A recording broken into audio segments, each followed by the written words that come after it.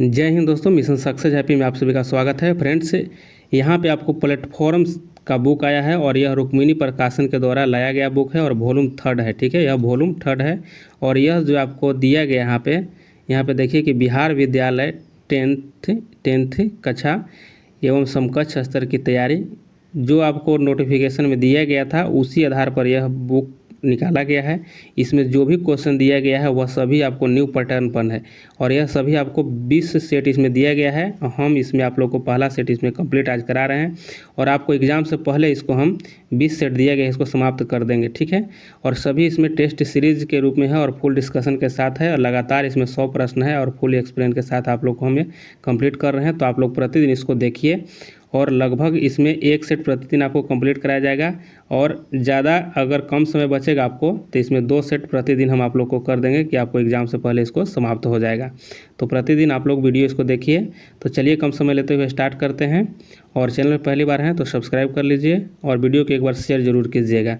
चलिए स्टार्ट करते हैं। पहला क्वेश्चन यहाँ देखते हैं। पहला क्वेश्चन है कि पंचायती राज प्रणाली किस सूची में है।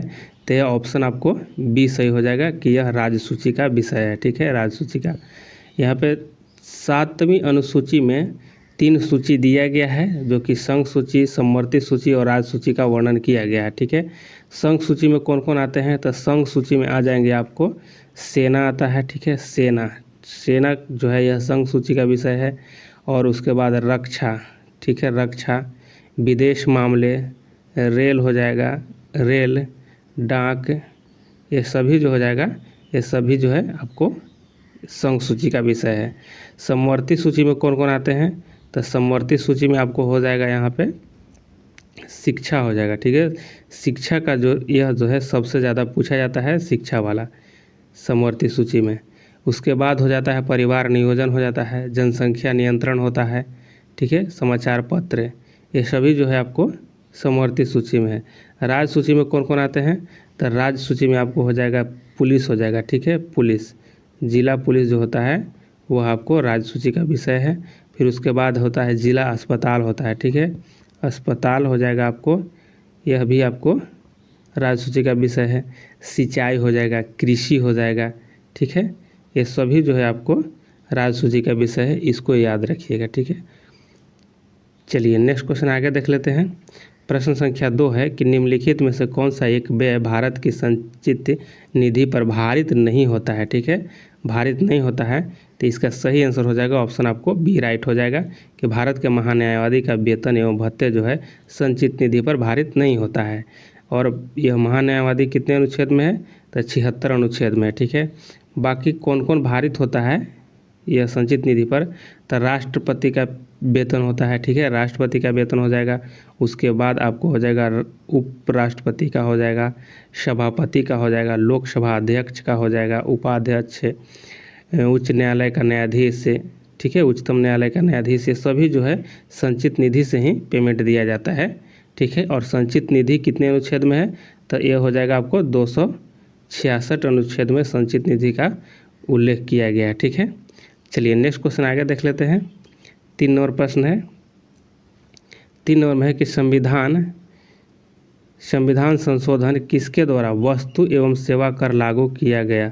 तो वस्तु एवं सेवा कर कौन सी संविधान संशोधन द्वारा हुआ है तो यहाँ पे ऑप्शन आपको एक राइट हो जाएगा कि 101वां और 2017 में यह लागू किया गया था वस्तु एवं सेवा कर। इसी को जीएसटी कहते हैं। ठीक है, वस्तु और सेवा कर को ही जीएसटी कहा गया है और जीएसटी का फुल फॉर्म क्या हो जाएगा, इसका हो जाएगा गुड्स एंड सर्विस टैक्स हो जाता है। ठीक है, गुड्स एंड सर्विस टैक्स होता है इसका। और जीएसटी दिवस कब मनाया जाता है तो यह 1 जुलाई को मनाया जाता है। ठीक है, 1 जुलाई को मनाया जाता है गुड्स एंड सर्विस डे। ठीक है, सर्विस टैक्स डे। ठीक है, जिसको जीएसटी दिवस कहते हैं। और इसकी पंजीकरण जो संख्या होता है, इसकी पंजीकरण जीएसटी का संख्या तो वह 15 डिजिट का होता है। याद रखिएगा कितने डिजिट का होगा तो यह 15 डिजिट का होता है। और जीएसटी जो है यह अप्रत्यक्ष, ठीक है, अप्रत्यक्ष कर है। याद रखना है जीएसटी जो है यह अप्रत्यक्ष कर है। इस पूछा जाता है यह क्वेश्चन। चलिए आगे देख लेते हैं।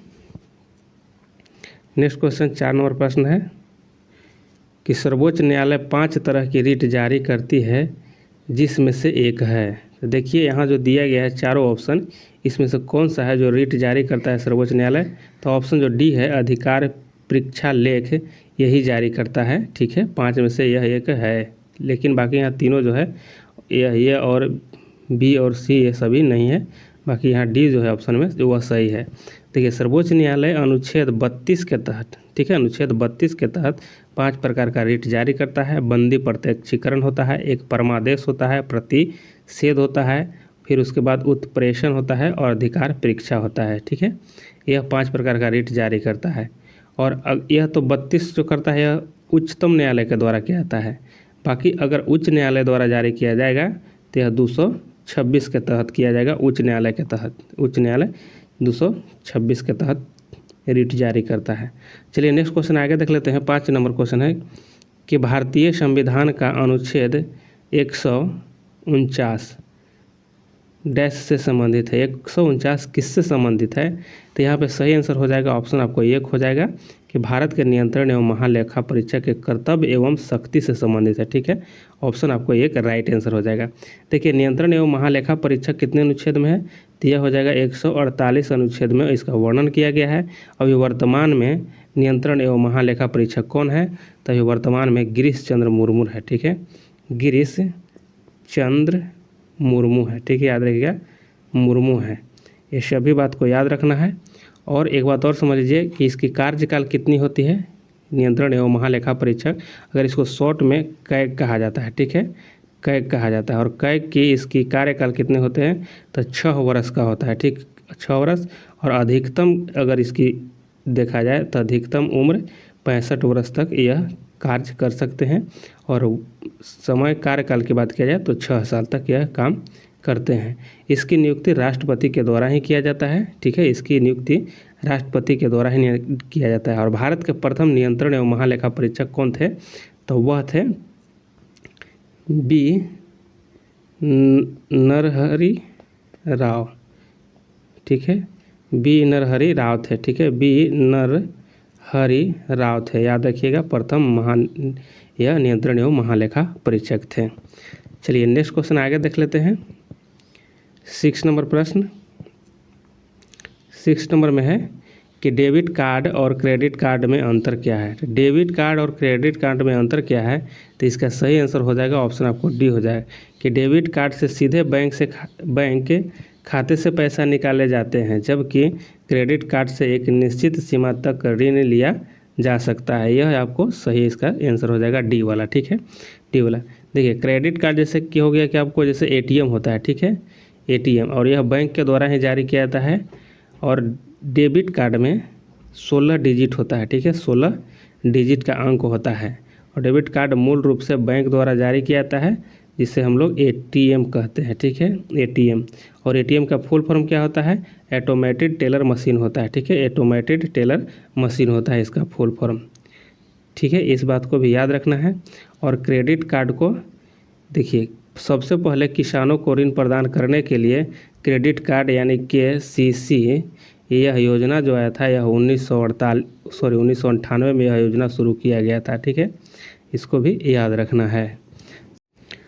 7 नंबर प्रश्न है कि भारत की जनगणना 2011 के अनुसार निम्नलिखित में से किस राज्य की साक्षरता दर सबसे कम है। तो देखिए ऑप्शन के अकॉर्डिंग चलिएगा, ऑप्शन के अकॉर्डिंग तो ऑप्शन सी जो है त्रिपुरा, इसकी साक्षरता दर सबसे कम है। इसकी साक्षरता दर कितनी है, तो इसकी साक्षरता दर 87.22% है। ठीक है, और गोवा कितना हो जाएगा, तो गोवा का है 88.70। ठीक है, 88.70 हो जाएगा। और यहाँ पे जो केरल का है जो सबसे ज़्यादा है। ठीक है, केरल का सबसे ज़्यादा है भारत में, कितना है, तो 93.91% है। और मिजोरम का कितना है, तो मिजोरम का 91.31% है। ठीक है, तो ऑप्शन के अकॉर्डिंग यहाँ पे त्रिपुरा का सबसे कम है। ठीक है, और सबसे अगर कम भारत में देखा जाए तो भारत में सबसे कम बिहार का है। ठीक है, बिहार का है, और बिहार का कितना है, तो 61.80% है बिहार का शिक्षा दर, ठीक है, याद रखना है इस बात को, सबसे कम में बिहार का ही है। और अगर पूरे भारत में देखा जाए, पूरे भारत में, तो पूरे भारत में कितना हो जाएगा, पूरे भारत में है 74 है, ठीक है, 74.04% है पूरे भारत में, ठीक है। और सबसे कम रहा था साक्षरता दर जो शुरू में हुआ था, जैसे 1991 में, 1991 में कितना था, 1991 में, तो 1991 में भारत की साक्षरता दर 18.33 था, ठीक है, 18.33%। 1991 में जनसंख्या के अनुसार 18.33 था। चलिए नेक्स्ट क्वेश्चन आगे देख लेते हैं 8 नंबर का, कि किस अर्थशास्त्री ने भारत में सबसे पहले वैज्ञानिक दृष्टि से राष्ट्रीय आय की गणना की। तो इसमें सही आंसर क्या हो जाएगा, वैज्ञानिक दृष्टि से कौन सी गणना किया था, कौन व्यक्ति, तो यहाँ पे हो जाएगा आपको ऑप्शन बी हो जाएगा, BK RB राव हो जाएंगे, BK RB राव के द्वारा किया गया था। और यह 1931 से 32 में किए थे, ठीक है, भारत की गणना किए थे BK RB राव के द्वारा किया गया था, ठीक है।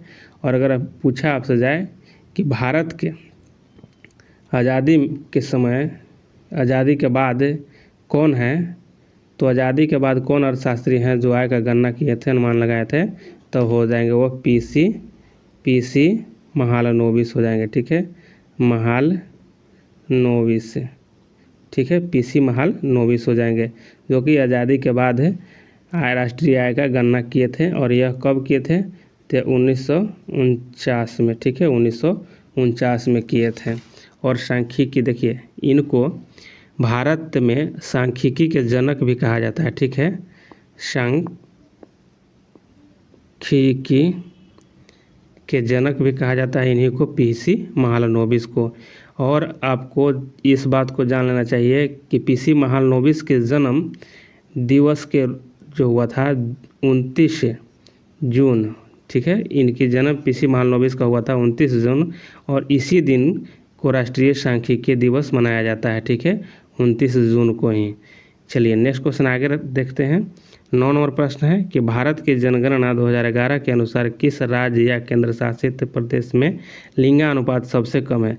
देखिए इसका सही आंसर क्या हो जाएगा, लिंगानुपात सबसे कम है, तो इसका सही आंसर ऑप्शन डी हो जाएगा, दमन एवं दीव का, ठीक है, दमन एवं दीव का लिंगानुपात सबसे कम है। आगे इसके बारे में समझ लीजिए कि 2011 के जनगणना के अनुसार केंद्र शासित प्रदेश दमन और दीव की जो लिंगानुपात था, यह कितना था, यह था 618, ठीक है, 618 था। चलिए आगे देख लेते हैं नेक्स्ट क्वेश्चन 10 में है कि निम्नलिखित में से किस आंदोलन की शुरुआत बंगाल में हुई थी। बंगाल में किस आंदोलन का शुरुआत हुआ था, तो इसका सही आंसर हो जाएगा आपको ऑप्शन सी हो जाएगा, रामकृष्ण मिशन हो जाएगा, ठीक है, रामकृष्ण मिशन सही आंसर हो जाएगा। और रामकृष्ण मिशन की स्थापना किसने किया था, तो इसकी स्थापना 1897 में विवेकानंद के द्वारा किया गया था, ठीक है, विवेकानंद के द्वारा किया गया था रामकृष्ण मिशन का। इसके बाद समझ लीजिए यहाँ पे जो दिया गया है आर्य समाज, ठीक है, तो आर्य समाज की स्थापना कब हुआ था, तो आर्य समाज की स्थापना जो है ये हुआ था 1875 में, ठीक है, 1875 में। और यह किसके द्वारा किया गया था, तो यह दयानंद सरस्वती के द्वारा किया गया था, ठीक है, किसके द्वारा, सरस्वती के द्वारा, दयानंद सरस्वती के द्वारा किया गया था। प्रार्थना समाज की स्थापना कब हुआ था, तो प्रार्थना समाज की स्थापना हुआ था, यह हुआ था 1867 में हुआ था, ठीक है, 1867 में हुआ था। और यह आत्माराम पांडुरंग के द्वारा किया गया था, ठीक है, आत्माराम पांडुरंग के द्वारा किया गया था। और यहाँ पे आपको जो है सत्यशोधक समाज, यह किसके द्वारा किया गया था, तो सत्यशोधक समाज ज्योतिबा फूले, ठीक है, ज्योतिबा फूले के द्वारा किया गया था, फूले। और यह कब किया गया था, तो यह किया गया था 1873 में, ठीक है, 1873 में किया गया था ज्योतिबा फूले के द्वारा सत्यशोधक समाज का। और यह पुणे में हुआ था, ठीक है, पुणे में, याद रखना इस बात को। नेक्स्ट क्वेश्चन आगे देख लेते हैं। 11 नंबर प्रश्न देखते हैं कि पाटलिपुत्र को किस मगध शासक ने बसाया था।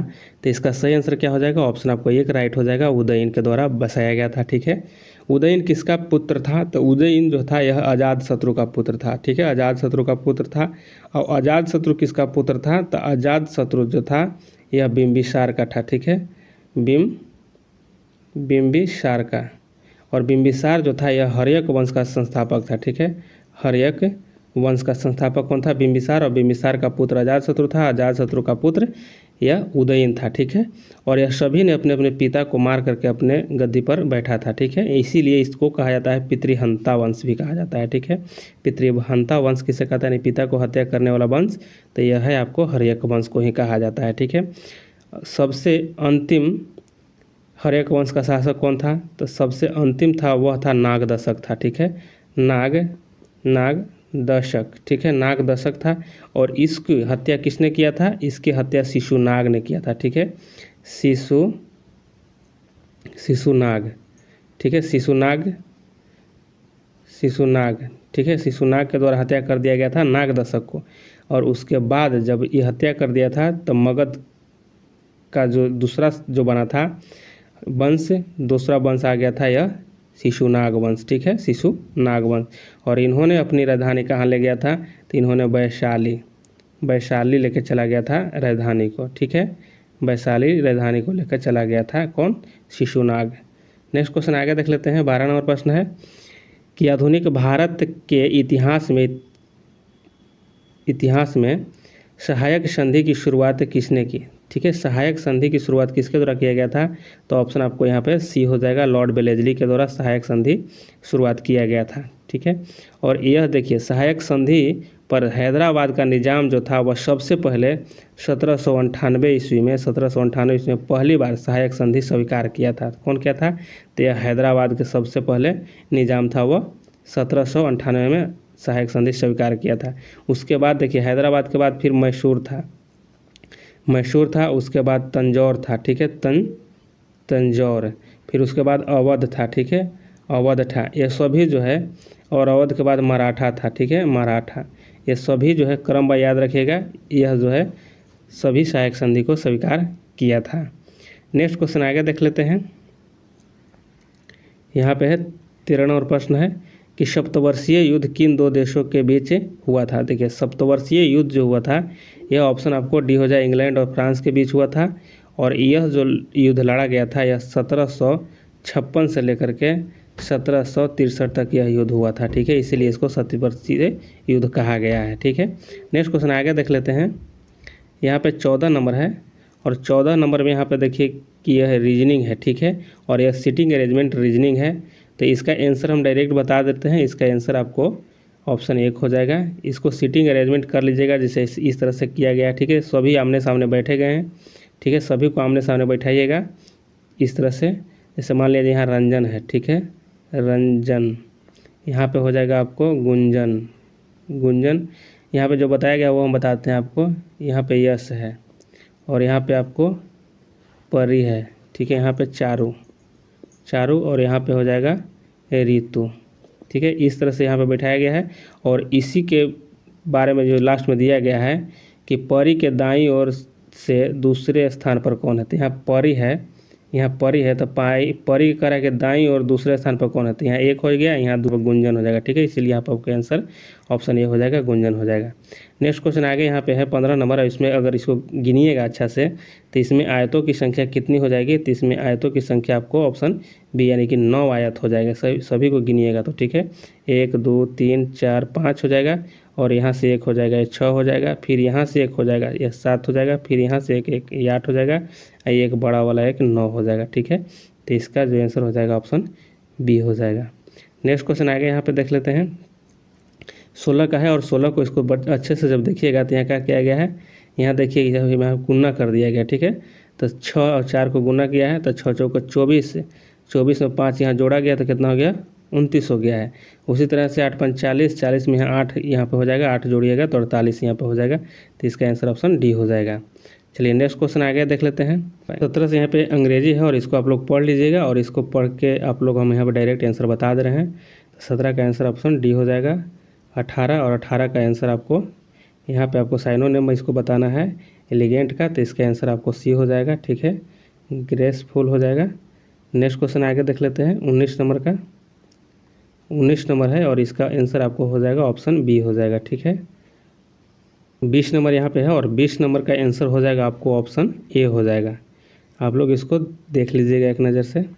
21 नंबर है और 21 नंबर का आंसर हो जाएगा ऑप्शन सी हो जाएगा।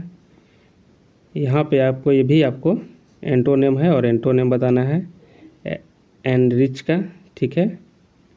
यहाँ पे डिप्लेट हो जाएगा, सी हो जाएगा आंसर इसका 21 का। और 22 का आंसर देख लेते हैं 22 का, और 22 का सही आंसर आपको ऑप्शन एक हो जाएगा, ठीक है, ये वाला हो जाएगा। नेक्स्ट क्वेश्चन है आपको 23 का हो जाएगा आपको, इसका आंसर हो जाएगा ऑप्शन डी हो जाएगा, ठीक है। 24 नंबर में है, 24 नंबर का आंसर क्या हो जाएगा, इसका सही आंसर ऑप्शन बी हो जाएगा, ठीक है, ऑप्शन बी हो जाएगा। 25 नंबर में है, 25 नंबर है कि भारत का प्रथम समाचार पत्र कौन सा था, तो भारत का प्रथम समाचार पत्र आपको ऑप्शन सी हो जाएगा, बंगाल गैजेट हो जाएगा, ठीक है, बंगाल गैजेट इसका सही आंसर हो जाएगा। और इसको निकालने वाले यानी प्रकाशित करने वाले कौन थे, जेम्स अगस्ट हिक्की थे, ठीक है, जेम्स अगस्ट हिक्की थे, ठीक है, हिक्की थे, जेम्स अगस्ट हिक्की के द्वारा यह निकाला गया था बंगाल गजट, ठीक है, बंगाल गजट। नेक्स्ट क्वेश्चन आगे देख लेते हैं। अभिज्ञान शकुंतलम किसकी रचना है, अभिज्ञान शकुंतलम किसकी रचना होगा, तो यह ऑप्शन आपको एक हो जाएगा, कालिदास का हो जाएगा। 27 का हो जाएगा कि कृति का समानार्थी शब्द है, तो कृति का समानार्थी शब्द क्या हो जाएगा, रचना हो जाएगा, ठीक है, ऑप्शन आपको डी सही हो जाएगा। 28 देख लेते हैं कि जो मरने वाला हो वाक्यांश के लिए एक शब्द है, जो मरने वाला हो उसके लिए एक शब्द में क्या कह सकते हैं, मरणासन कह सकते हैं, ठीक है, ऑप्शन डी सही हो जाएगा। नेक्स्ट क्वेश्चन 29 नंबर है कि प्रादेशिक शब्द में कौन सा प्रत्यय है, प्रादेशिक इसमें कौन सा प्रत्यय है, तो इसमें इक प्रत्यय है, ठीक है। 30 देख लेते हैं कि इनमें स्त्रीलिंग शब्द कौन सा है, स्त्रीलिंग शब्द कौन सा हो जाएगा, तो इसका सही आंसर आपको हो जाएगा 30 का ऑप्शन एक हो जाएगा, यानी ये हो जाएगा कि रचना जो है स्त्रीलिंग है। बाकी यहाँ देख लेते हैं 31 नंबर प्रश्नों को। 31 नंबर है कि निम्न विकल्प में से सही क्रम वाला विकल्प चुनना है, ठीक है, तो सही इसमें क्या हो जाएगा, 31 का आंसर आपको ऑप्शन बी हो जाएगा, यानी कि यहाँ पे देखिए बी हो जाएगा। यानी सबसे पहले किसको पढ़ना पड़ेगा आपको, यहाँ पे उसने उद्यान को पहचान लिया, ठीक है, उसने उद्यान को पहचान लिया, उसके बाद कि वह समझ गया कि वह कहाँ है, उसके बाद यहाँ पे देखिए कि वह इलाहाबाद में ही तो था, और उसके बाद एक में जाना है कि घर सड़क से उस पार था, सॉरी यहाँ पे हो जाएगा कि लाउड द रोड पर, लाउड द रोड पर घर सड़क के उस पार था, यह आपको सही हो जाएगा। इसी तरह से आपको क्रम वाइज सजा करके पढ़ लेना है, ठीक है। 32 को देखिए कि वर्णित वाक्यांश को सही क्रम में लगाएं, ठीक है, तो यहाँ पे भी सही क्रम लगाना है, तो 32 का आंसर आपको ऑप्शन बी हो जाएगा, ठीक है। सबसे पहले आपको किसको पढ़ना होगा, तो आपको सबसे पहले सी को पढ़ना होगा, ठीक है, सी के बाद आपको बी को, दूसरा नंबर बी को, उसके बाद तीसरा नंबर में आपको ए को पढ़ना है और चौथा नंबर में डी को पढ़ना है, ठीक है, इस तरह से। तो सबसे पहले यानी क्या हो जाए कि महाराज जनक के जीवन में कोई भूल हो गई थी, मरने पर उन्हें यमलोक जाना पड़ा, वहाँ उससे कहा गया नरक चलो, नरक चलो। महाराज जनक तो ब्रह्म ज्ञानी थे, उन्हें क्या स्वर्ग क्या नरक, वे प्रसन्नतापूर्वक चले गए, तो यहाँ पे इस तरह से हो जाएगा, यह आपको बी आंसर हो जाएगा। नेक्स्ट क्वेश्चन 33 का है कि एक समान चुंबकीय क्षेत्र में एक आवेशित कण के मार्ग की वक्रता त्रिज्या का निम्न में कौन सीधा अनुपातिक होता है, तो इसका सही 33 का आंसर ऑप्शन आपको हो जाएगा बी हो जाएगा, आवेशित कण के संवेग से, ठीक है, यह आपको बी सही है। नेक्स्ट क्वेश्चन आगे देख लेते हैं। 34 नंबर में है कि कोई स्वतंत्र रूप से गिरती हुई वस्तु अपनी चाल के प्रथम द्वितीय तृतीय -nवें सेकंड में दूरियों को किस प्रकार की श्रेणी बनाते हुए तय करेगा, तो इसका सही आंसर हो जाएगा ऑप्शन 1 हो जाएगा, यह समानांतर श्रेणी बनाती है। ठीक है, ऑप्शन 1 राइट हो जाएगा। नेक्स्ट क्वेश्चन यहाँ पे है 35 नंबर के 4 ओम संयुक्त प्रतिरोध पाने के लिए निम्नलिखित में से किस एक प्रतिरोध को 12 ओम प्रतिरोध से समानांतर में रखा जाएगा। तो इसका सही आंसर 35 का हो जाएगा, ऑप्शन आपको सी हो जाएगा। ठीक है, 6 ओम हो जाएगा यहाँ पे। नेक्स्ट क्वेश्चन आगे यहाँ पे देख लेते हैं। 36 का है कि साधारण दोलक की आवृत्ति f हर्ट्ज है तो 2 मिनट में दोलक दोलन करेगा। तो इसका सही आंसर क्या हो जाएगा, इसका ऑप्शन डी सही हो जाएगा कि 120 एफ बार करेगा। ठीक है, नेक्स्ट क्वेश्चन आगे 37 का है कि एक समान वृत्तीय गति करने वाले किसी कण के लिए निम्न में से अशुद्ध कथन का चयन कीजिए। तो 37 का आंसर आपको ऑप्शन डी हो जाएगा कि त्वरण का परिमाण नियत नहीं रहता है। तो इसका सही आंसर यानी इसका गलत है, यहाँ पे कथन शुद्ध है, तो यहाँ नियत नहीं रहता है, नियत रहता है। ठीक है, यहाँ पे नियत रहेगा, बाकी यहाँ पे जो दिया गया है तीनों वह सही है। चलिए आगे यहाँ पे देख लेते हैं, इसका सही आंसर आपको डी हो जाएगा। 38 का है कि f और 2f के बीच रखी वस्तु का उत्तल लेंस द्वारा बना प्रतिबिंब होता है। तो इसका प्रतिबिंब कैसा बनेगा, तो इसका ऑप्शन आपको डी हो जाएगा, वास्तविक एवं उल्टा बनेगा। ठीक है, वास्तविक एवं उल्टा बनेगा। वास्तविक प्रतिबिंब हमेशा उल्टा होता है और वास्तविक प्रतिबिंब ही पर्दे पर उतारा जाता है। नेक्स्ट क्वेश्चन आगे यहाँ पे देख लेते हैं कि निम्नलिखित में से कौन से बिंदु हमेशा लेंस के मुख्य अक्ष पर स्थित होते हैं। ठीक है, तो इसका सही आंसर क्या हो जाएगा, ऑप्शन आपको बी हो जाएगा। यहाँ देखिए ऑप्शन बी में है केवल 2 है। ठीक है, केवल 2 प्रकाशिकीय केंद्र हो जाएगा। ठीक है, प्रकाशिक केंद्र हो जाएगा, ऑप्शन 2 इसका राइट आंसर है। नेक्स्ट क्वेश्चन आगे है 40 नंबर में है कि फ्यूज तार से संबंधित निम्न कथनों पर विचार कीजिए। तो यहाँ पे सही कौन हो जाएगा, ऑप्शन आपको इसमें बी सही है। ठीक है, बी सही है, 1 और 2 दोनों सही, यानी कि यह उपकरण के साथ श्रेणी क्रम में संयोजित होता है, सही बात है, और यह निम्न गलनांक वाले पदार्थ से बना होता है, यह भी सही है। 41वां प्रश्न है कि ऊर्ध्वपातन का गुण किसमें पाया जाता है। ऊर्ध्वपातन का गुण किसमें पाया जाता है, तो ऑप्शन सी हो जाएगा, अमोनियम क्लोराइड में। अमोनियम क्लोराइड में।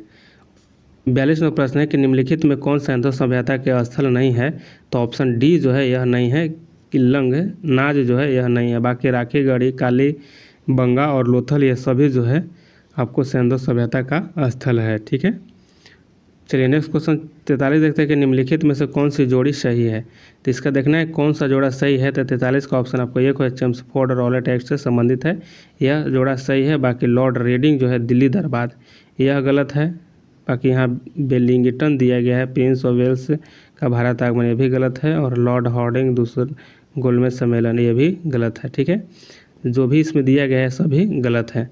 रॉलेट एक्ट जो आया था आप लोग पता होगा कि 1919 में यह पारित हुआ था, और इसी रॉलेट एक्ट के समय में काला कानून घोषित किया गया था। ठीक है, नेक्स्ट क्वेश्चन आगे देख लेते हैं। 44 नंबर है।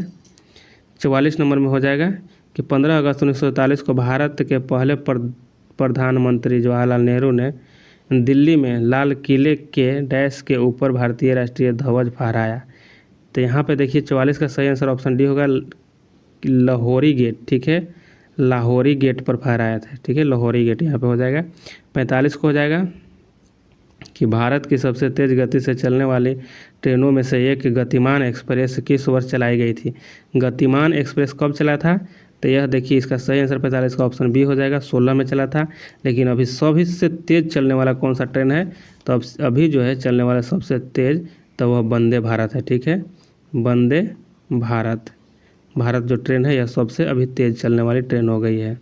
चलिए नेक्स्ट क्वेश्चन आगे देख लेते हैं 46 का कि लोकसभा के प्रथम अध्यक्ष कौन थे। तो लोकसभा के प्रथम अध्यक्ष जीवी मावलंकर थे। लेकिन अभी अगर वर्तमान में पूछा जाए कि वर्तमान में कौन है, तो अभी वर्तमान में हो जाएंगे कौन है, अभी ओम बिड़ला हो जाएंगे। ठीक है, ओम बिड़ला, याद रखना है इस बात को। चलिए नेक्स्ट क्वेश्चन आगे देख लेते हैं। 47 का है कि भारत में लोकसभा के लिए पहला आम चुनाव कब हुआ था। तो लोकसभा के लिए पहला आम चुनाव हुआ था 51-52 में हुआ था। ठीक है, ऑप्शन आपको यहाँ पे डी हो जाएगा, पहला ही था। अभी वर्तमान में हुआ है 2024 में, यह जो हुआ है यह कैवा नंबर का हुआ है, तो ये 18वां नंबर का हो जाएगा। ठीक है, ये 18वां नंबर का लोकसभा चुनाव हुआ है। चलिए नेक्स्ट क्वेश्चन आगे यहाँ पे देख लेते हैं। 48 का कि राष्ट्रीय आपातकाल की घोषणा का आधार क्या है। तो इसका आधार क्या हो जाएगा। 48 का आंसर आपको ऑप्शन डी हो जाएगा। सभी हो जाएगा, युद्ध हो जाएगा, सशस्त्र विद्रोह हो जाएगा, बाह्य आक्रमण हो जाएगा, सभी हो जाएगा यहाँ पे। आगे देख लेते हैं कि संपत्ति के अधिकार को संवैधानिक अधिकार की सूची से कब हटाया गया। तो यह हटाया गया था कब।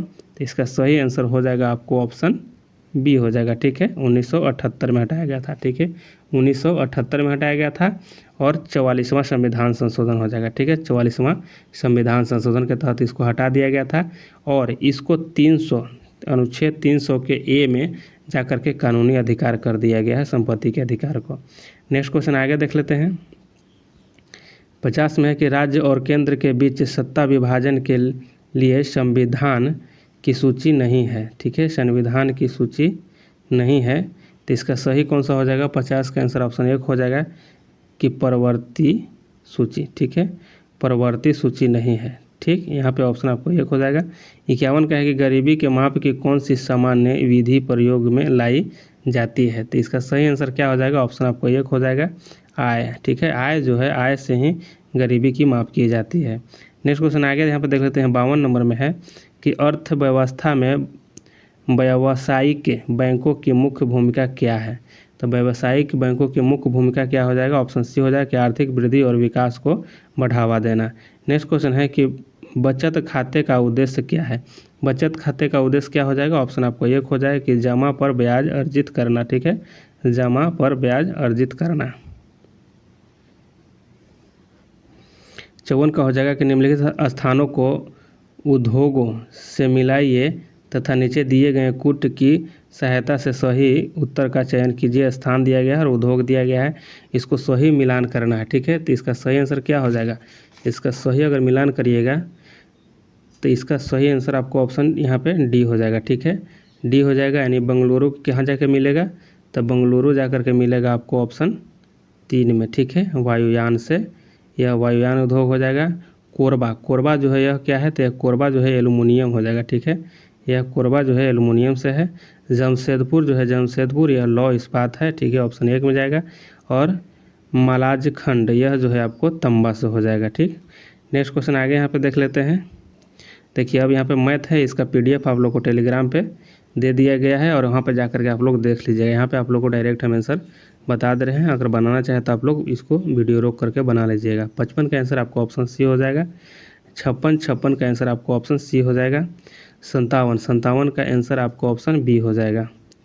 58 देख लेते हैं और 58 का आंसर क्या हो जाएगा। 58 का आंसर आपको ऑप्शन 1 हो जाएगा, ये हो जाएगा 59 और 59 का आंसर ऑप्शन डी हो जाएगा। और 60 है और 60 का आंसर आपको ऑप्शन बी हो जाएगा। ठीक है, 60 का ऑप्शन बी हो जाएगा। नेक्स्ट क्वेश्चन यहाँ पे 61 नंबर है, 61 और 61 का ऑप्शन डी हो जाएगा। और यहाँ पे 62 है और 62 का आंसर आपको भी बी हो जाएगा। ठीक है, ऑप्शन बी हो जाएगा 62 का। और यहाँ पे देखते हैं 63 का। 63 है कि त्रिबंध वाले हाइड्रोकार्बन का सामान्य अणु सूत्र क्या है। तो इसका सही क्या हो जाएगा। इसका सही आंसर ऑप्शन डी हो जाएगा। ठीक है, CnH2n-2 हो जाएगा। ठीक है, ये ऑप्शन आपको डी है।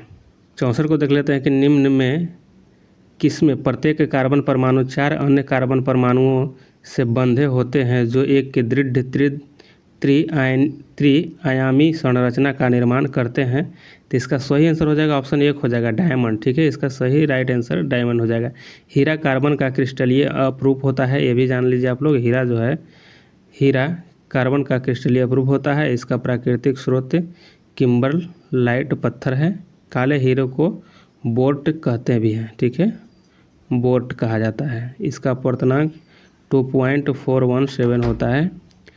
चलिए नेक्स्ट क्वेश्चन आगे देख लेते हैं। 65 का है कि किसको छोड़कर निम्नलिखित सभी संघनन बहुलक है।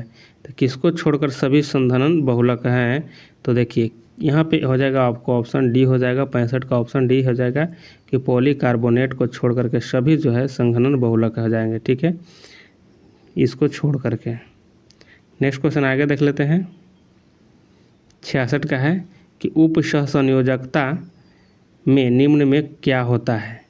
इसका 66 का क्या हो जाएगा। ऑप्शन आपको सी सही हो जाएगा कि एक परमाणु के इलेक्ट्रॉन की 2 परमाणुओं के मध्य साझेदारी होती है। ठीक है, एक परमाणु के इलेक्ट्रॉन की दो परमाणुओं की मध्य साझेदारी होती है। आगे क्या है, तो आगे यहाँ पे देख लेते हैं कि मैग्नीज का अयस्क कौन है। मैग्नीज का अयस्क कौन हो जाएगा, तो इसका सही आंसर आपको ऑप्शन ए हो जाएगा। ठीक है, पायरोल्यूसाइट हो जाएगा। ठीक है, ऑप्शन आपको एक राइट हो जाएगा। नेक्स्ट क्वेश्चन यहाँ पे है कि नीचे दिए गए कथन है और ये कथन 1 है और कथन 2 है। ठीक है, कथन 1 जो है कि अधिकांश कार्बन यौगिक विद्युत के सुचालक होते हैं, जो कि गलत होते हैं, सभी विद्युत के सुचालक नहीं होते हैं।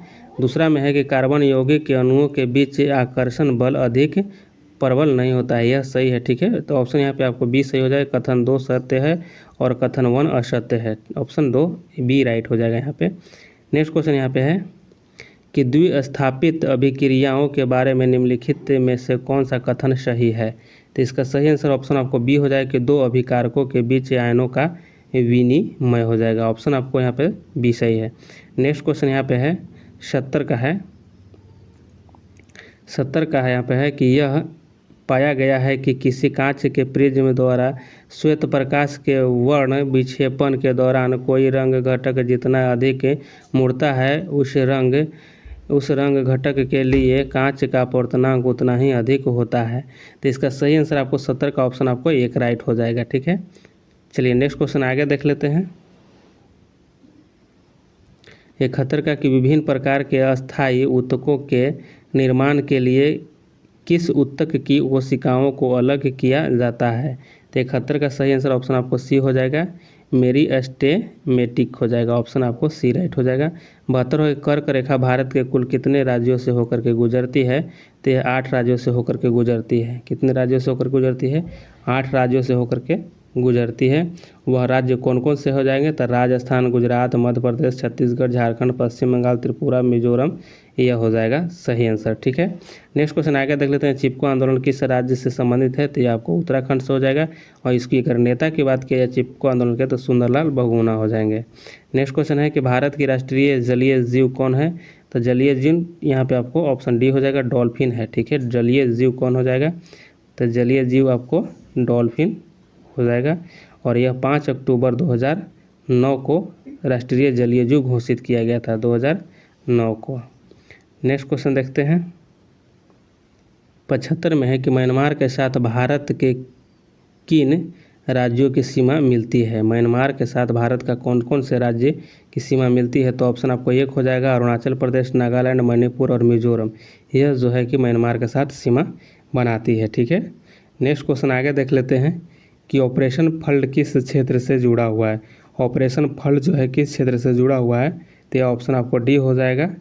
ऑपरेशन फ्लड जो है यह पशुपालन हो जाएगा। ऑप्शन आपको डी सही हो जाएगा। 77 को देख लेते हैं। 77 का कि कैमूर पठार किस लिए प्रसिद्ध है। कैमूर जो पठार है किस लिए है, तो ऑप्शन आपको बी हो जाएगा, चूना पत्थर के लिए प्रसिद्ध है। नेक्स्ट क्वेश्चन आगे देख लेते हैं कि सही सुमेलित नहीं है। इसमें देखना है कौन सही सुमेलित नहीं है। ठीक है, तो इसका राइट आंसर आपको ऑप्शन हो जाएगा ए। ठीक है, 29 दिसंबर जो है यहाँ दिया गया है कि अंतर्राष्ट्रीय शिक्षा दिवस, यह सही सुमेलित नहीं है। ठीक है, सही सुमेलित नहीं है। अंतर्राष्ट्रीय शिक्षा दिवस जो है प्रतिवर्ष 24 जनवरी को मनाया जाता है। ठीक है, 24 जनवरी को मनाया जाता है। बाकी 24 दिसंबर को हो जाएगा आपको राष्ट्रीय उपभोक्ता दिवस, 23 दिसंबर को हो जाएगा किसान दिवस और 18 दिवस को अंतर्राष्ट्रीय प्रवास दिवस हो जाएगा। ठीक है, चलिए नेक्स्ट क्वेश्चन आगे देख लेते हैं कि भूटान में किस धर्म के अनुयायियों की संख्या सबसे अधिक है। भूटान में सबसे ज़्यादा किस धर्म के लोग रहते हैं, तो ऑप्शन यहाँ पर आपको बी हो जाएगा, यानी कि बौद्ध धर्म सबसे ज़्यादा रहते हैं। नेक्स्ट आपको हाल ही में भारत सरकार के किस मंत्रालय ने प्रेरणा प्रोग्राम की शुरुआत की है। प्रेरणा प्रोग्राम की शुरुआत किया है, तो देखिए इसका सही आंसर ऑप्शन आपको सी हो जाएगा, सूचना एवं प्रौद्योगिकी मंत्रालय के द्वारा प्रेरणा प्रोग्राम की शुरुआत किया गया है, सूचना एवं प्रौद्योगिकी मंत्रालय के द्वारा। नेक्स्ट क्वेश्चन है कि national council of applied economics research के अनुसार 24-25 में भारतीय अर्थव्यवस्था की अनुमानित विकास दर क्या है। तो 81 का सही आंसर ऑप्शन बी हो जाएगा, 7% यहाँ पे रखा गया है 24 और 25 में भारतीय अर्थव्यवस्था की अनुमानित विकास दर। नेक्स्ट क्वेश्चन आगे है 82 नंबर है कि जागरेब ओपन एकल 2024 कुश्ती टूर्नामेंट में 75 किलोग्राम वर्ग में किस भारतीय ने स्वर्ण पदक जीता है जागरेब ओपन में। तो इसका सही आंसर हो जाएगा ऑप्शन आपको डी है कि अमन सहरावत। ठीक है, अमन सहरावत। नेक्स्ट क्वेश्चन आ गया है कि विश्व आर्थिक मंच ने हाल ही में के यात्रा और पर्यटन विकास सूचकांक 2024 की रैंकिंग जारी की है, जिसमें भारत को कौन सा स्थान दिया गया है। तो इसका सही आंसर आपको ऑप्शन बी हो जाएगा। ठीक है, 36वां स्थान दिया गया है। नेक्स्ट क्वेश्चन है कि हाल ही में किसे Nelson Mandela life time achievement पुरस्कार मिला है। तो Nelson Mandela life time achievement पुरस्कार दिया गया है, यह दिया गया है विनोद गन्नात्रा को। ठीक है, विनोद गन्नात्रा को दिया गया है। नेक्स्ट क्वेश्चन आगे है, यहाँ पे आपको दिया गया 85 का है और 85 को दिया गया है कि 9 मीटर ऊंचे खंभे की छाया 3√3 मीटर लंबी होने पर सूर्य का उन्नयन कोण क्या होगा। तो इसका क्या होगा, 85 का आंसर ऑप्शन आपको बी हो जाएगा, 60 डिग्री का हो जाएगा। नेक्स्ट यहाँ पे है 86 और 86 का आंसर आपको ऑप्शन सी हो जाएगा। 87 है और 87 को यहाँ पे इसका जो हल कीजिएगा तो इसका आंसर आपको ऑप्शन बी हो जाएगा। ठीक है, नेक्स्ट क्वेश्चन आ गया 88 है और 88 में कि निम्नलिखित में से कौन मूल्य बिंदु के निर्देशांक है। तो इसको 88 का answer right answer option D हो जाएगा। ठीक है, ऑप्शन डी राइट हो जाएगा। नेक्स्ट क्वेश्चन आगे यहाँ पे है, यहाँ पे देखिए कि उस शब्द युग्म का चयन कीजिए जो नीचे दिए गए शब्दों के युग्म में व्यक्त किए गए समान संबंध का सबसे अच्छा निरूपण करता है। तो यहाँ देखिए दिया गया है कि चित्र परिचय और यहाँ नक्शा दिया गया है। ठीक है, तो जैसे चित्र परिचय कहाँ करेंगे, नक्शा पर करेंगे। तो उसी तरह से हम देखेंगे यहाँ पे कि ऑप्शन 1 हो जाएगा, पाठ की शब्दावली जो है पाठ्य में ही इसका वर्णन मिलता है। ठीक है, यह आपको राइट आंसर हो जाएगा। आगे यहाँ पे देखेंगे कि पैटर्न को पूरा करने वाली आकृति को पहचानिए और घूर्णन की अनुमति नहीं है। ठीक है, तो यहाँ पे देखिए कि यहाँ कौन इसमें पूरा करेगा। ठीक है, तो इसका आंसर क्या हो जाएगा, 90 का आंसर आपको डी हो जाएगा। ये इसमें आपको जब इसको डी वाला यहाँ पे बैठाइएगा तो इसका जो है आकृति को पूर्ण कर लेगा। नेक्स्ट क्वेश्चन आगे यहाँ पे देख लेते हैं, यहाँ 91 है और 91 में जो यहाँ बताया जा रहा है कि यदि प्लस और भाग को आपस में बदल दिया जाए, अदला बदली यहाँ करता है, तो जब यहाँ अदला बदली करने के बाद इसको हल कीजिएगा तो इसका आंसर आपको ऑप्शन बी प्राप्त हो जाएगा। नेक्स्ट क्वेश्चन आगे देख लेते हैं, 92 के देखते हैं कि मानव रक्त में सबसे बड़ी कणिका कौन सी है। तो मानव रक्त में सबसे बड़ी कणिका जो है, कणिकाएँ कौन सी हो जाएगी। तो इसका सही आंसर आपको हो जाएगा ऑप्शन डी हो जाएगा कि श्वेत कोशिकाएँ हो जाएगी। आगे है 93 के निम्नलिखित में से कौन से पौधे थेलोफाइटा समूह से संबंधित नहीं है। थेलोफाइटा समूह से संबंधित नहीं है तो यह आपको हो जाएगा ऑप्शन 1 हो जाएगा, मार्सिलिया हो जाएगा। ठीक है, आगे यहाँ पे देख लेते हैं कि महाधमनी निम्न में किस सिरा पर शुरू होती है। तो महाधमनी जो है यह शुरू हो जाएगा बायां नीलय पर हो जाएगा, बायां नीलय पर हो जाएगा। नेक्स्ट क्वेश्चन है कि 1943 में विटामिन के आविष्कार के लिए किसको नोबेल पुरस्कार दिया गया था।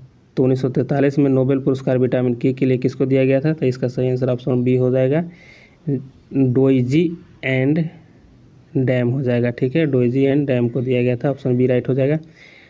96 को देख लेते हैं कि जंतु कोशिका में क्या नहीं पाया जाता है। तो जंतु कोशिका में क्या नहीं पाया जाता है, तो ऑप्शन डी हो जाएगा, सेलुलोज नहीं पाया जाता है। नेक्स्ट है कि मेलानिन किससे स्रावित होता है। तो मेलानिन जो है किससे स्रावित होता है। तो यहाँ पे ऑप्शन आपको हो जाएगा बी हो जाएगा, त्वचा के क्रोमैटोफोर से। ठीक है, नेक्स्ट क्वेश्चन आगे है कि कौन सा रोग संक्रमित मच्छर के काटने से नहीं होता है। तो इसमें से कौन सा है जो मच्छर के काटने से नहीं हो जाएगा। तो नहीं होने वाला इसमें ऑप्शन 1 हो जाएगा, इबोला हेमरेजिक बुखार, यह जो है मच्छर के काटने से नहीं होता है। नेक्स्ट क्वेश्चन आगे देख लेते हैं, 99 का है कि विनिमय की क्रियाविधि किसके परिणाम स्वरूप होती है। तो 99 का आंसर आपको ऑप्शन सी हो जाएगा, अनुवांशिक पदार्थों का आदान प्रदान होता है, यह विनिमय क्रियाविधि में, ठीक है। ऑप्शन सी हो जाएगा। 100 में है कि मनुष्य में ऑस्टियोमलेशिया नामक रोग का कारण क्या है। देखिए इसका सही आंसर ऑप्शन आपको डी हो जाएगा कि विटामिन डी की कमी हो जाएगा। ऑस्टियोमलेशिया जो होता है यह विटामिन डी की कमी से होता है। और एक बात और समझ लीजिए कि विटामिन डी की कमी से बच्चों में रिकेट्स है, ठीक है, बच्चों में रिकेट्स बीमारी हो जाती है, ठीक है, डी की कमी से ही। और विटामिन डी का रासायनिक नाम क्या है, तो कैल्सीफेरॉल जो है इसका नाम रासायनिक है, ठीक है, रासायनिक नाम कैल्सीफेरॉल हो जाएगा। फ्रेंड्स यहाँ पे आप लोग को सेट 1 समाप्त हुआ, जल्द ही आप लोग को सेट 2 अपलोड कर दिया जाएगा। एक बार वीडियो को आप लोग शेयर ज़रूर कर दीजिएगा और चैनल को सब्सक्राइब भी कर लीजिएगा। धन्यवाद।